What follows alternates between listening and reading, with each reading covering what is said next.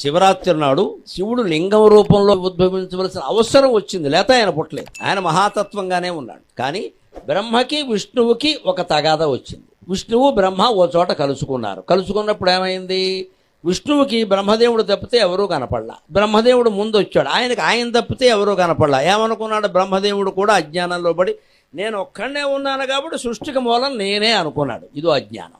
Office అయిపోయాక అందరూ వెళ్ళిపోయాక నువ్వు ఒక్కడివి ఉంటే నీదే ఆఫీసా మొత్తం అంతా?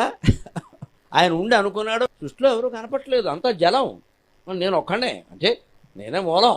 ఆయన కింద పద్మం ఉంది, పద్మానికి నాళం ఉంది, నాళం ఎవరో పెద్ద మనిషి ఉన్నాడు అక్కడ విష్ణువు.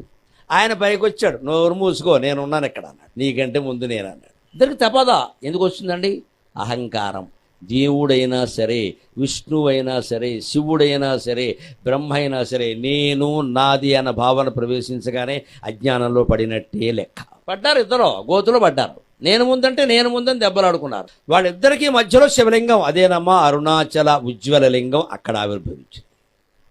అరుణాచల శివుడు ఆవిర్భవించిన సందర్భం అది. అందుకే అరుణాచలేశ్వరానికి చాలా ప్రత్యేకత. అగ్నిలింగం అంటారు.